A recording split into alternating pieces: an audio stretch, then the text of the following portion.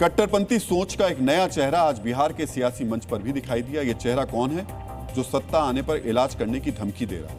ये चेहरा कौन है जो कह रहा है कि तेजस्वी आएंगे तो वक्फ बिल को फाड़कर फेंक देंगे? जिस कानून को संसद और सुप्रीम कोर्ट से हरी झंडी मिल चुकी है उसे फाड़ने की बात कही जा रही है। इस नेता का नाम है कारी सोहेब।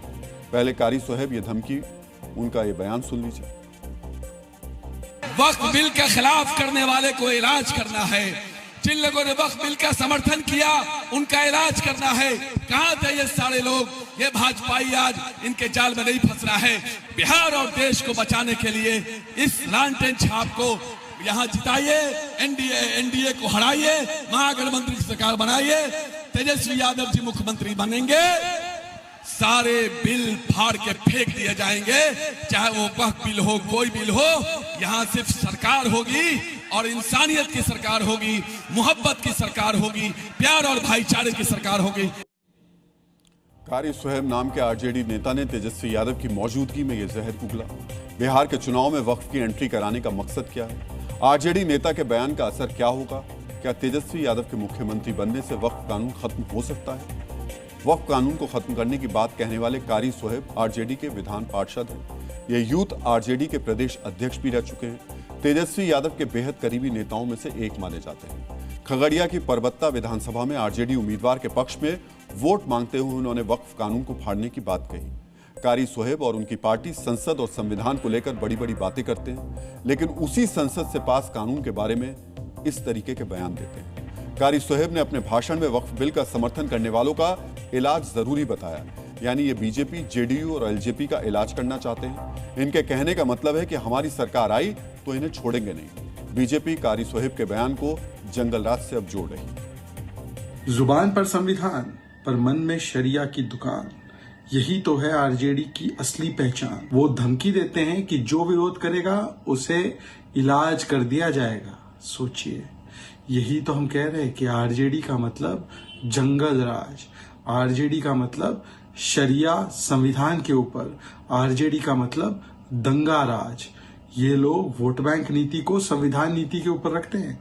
वक्फ का कानून तो सामाजिक न्याय, संविधान में किस प्रकार से सभी का समान अधिकार हो वो सुनिश्चित करता है। लोगों ने तो खिलाफ किया ही था, महिला बिल का भी खिलाफ किया था, महिला बिल को भी फाड़ा था, वक्फ बिल को भी फाड़ा है। ये कुछ नहीं कर सकते हैं। बिहार देश का लोकतंत्र तय करता है कि कौन बिल पारित होगा, कौन नहीं पारित होगा। देश की जनता ने मोदी जी को मैंडेट दिया और डीएनए मित्रों, बिहार में चुनाव की घोषणा हुए 20 दिन बीत चुके हैं, लेकिन अभी तक शायद ही किसी नेता ने वक्फ का मुद्दा उठाया हो।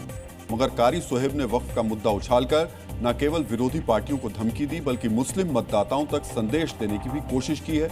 वो इसके जरिए साबित करना चाहते हैं कि आरजेडी ही मुसलमानों के सबसे करीब है। दरअसल जब से तेजस्वी यादव को मुख्यमंत्री और मुकेश सहनी को उप मुख्यमंत्री का चेहरा घोषित किया गया है, तब से असदुद्दीन ओवैसी की पार्टी लगातार महागठबंधन को घेर रही है। वो पूछ रही है कि महागठबंधन को मुसलमानों का वोट तो चाहिए, लेकिन डिप्टी सीएम के रूप में कोई मुसलमान नहीं चाहिए। बिहार के 18% मुस्लिम मतदाता करीब 90 सीटों पर असरदार हैं। ऐसे में वक्फ कानून खत्म करने की बात कहकर, एनडीए को धमकी देकर कारी सोहेब मुद्दे को अब बदलना चाहते हैं। बिहार चुनाव का ऐलान होने से पहले तेजस्वी भी इसी तरीके की धमकी दे चुके हैं। उन्होंने मुस्लिम संगठनों को भरोसा दिया था कि उनकी सरकार बनेगी तो वक्फ कानून को कूड़ेदान में फेंक देंगे, इसे बिहार में लागू नहीं होने देंगे। जो संशोधन बिल आया वक्फ को लेकर के 2025 दोनों सदनों में हम लोगों ने मौजूद रह करके कड़ा विरोध किया। ये एनडीए भाजपा की सरकार जाने वाली है।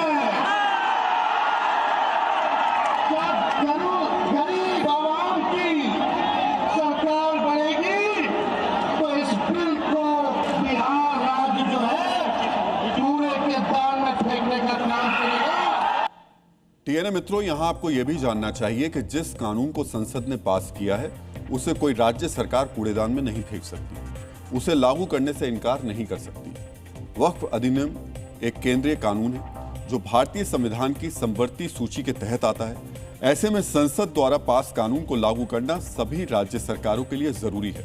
राज्य सरकारें विरोध में प्रस्ताव पास कर सकती हैं। सुप्रीम कोर्ट में चुनौती दे सकती हैं, लेकिन इसे लागू करने से इनकार नहीं कर सकती हैं। यानी अगर तेजस्वी मुख्यमंत्री बन भी जाते हैं तब भी इसे खारिज नहीं कर सकते।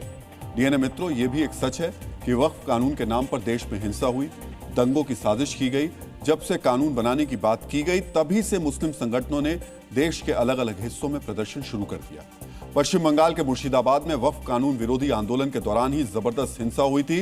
वक्फ कानून के खिलाफ प्रदर्शन करते करते भीड़ ने पुलिस को निशाना बनाया, हिंदुओं के घरों को जला दिया, उन्हें पलायन के लिए मजबूर कर दिया।